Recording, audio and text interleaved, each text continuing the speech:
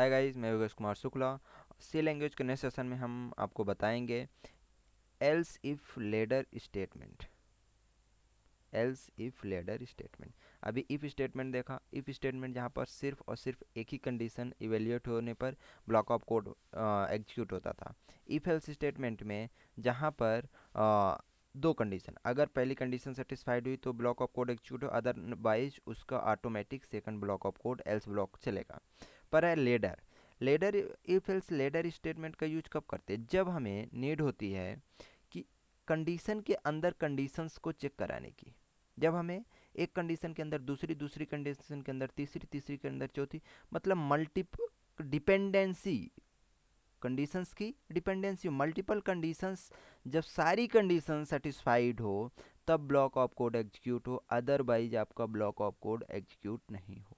ऐसे केसेस में हम एल्स इफ लेडर स्टेटमेंट का यूज करते हैं।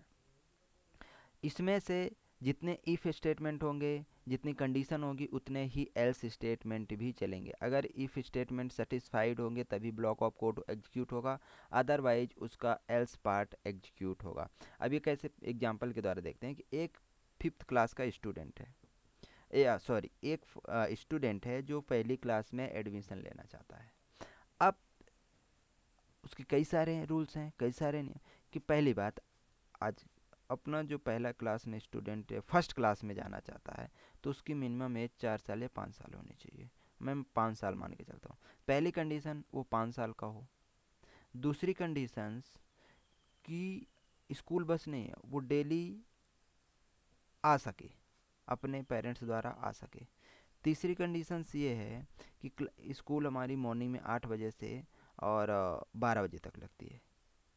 तो तीनों चीज़ में अगर वो सेटिस्फाइड है तो वो स्कूल ज्वाइन कर सकता है, अदरवाइज ज्वाइन नहीं कर सकता है। ऐसे केसेस में हम एल्स इफ लेडर स्टेटमेंट का यूज करते हैं।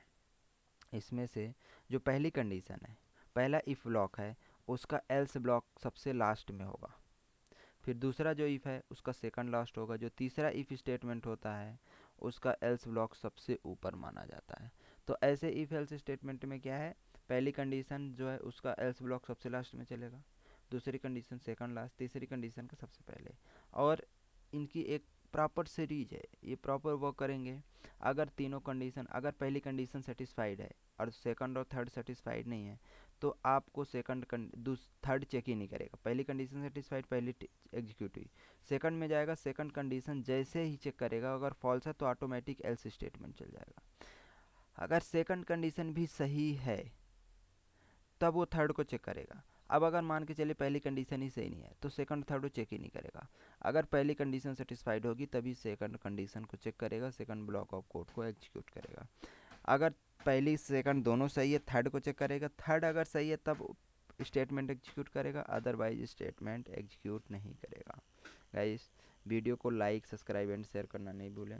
साथ ही साथ अगर आप किसी प्रकार की वेब डेवलपमेंट, साथ ही साथ कोई प्रोग्रामिंग लैंग्वेज सीखना चाहते हो तो राइट स्किल में इंडिया द्वारा आप इसे परचेज कर सकते हैं। और साथ ही साथ अगर आप आईटी सिक्योरिटी, इथिकल हैकिंग में इंटरेस्टेड हैं, साइबर सिक्योरिटी में इंटरेस्टेड हैं, तो आप दी हुई लिंक पर क्लिक करके और बहुत ही कम कॉस्ट में कोर्स को परचेज करके और अपने टेक्निकल नॉलेज को ग्रो कर सकते हैं। गाइस, वीडियो को लाइक, सब्सक्राइब एंड शेयर करना नहीं भूलें। Thanks for watching.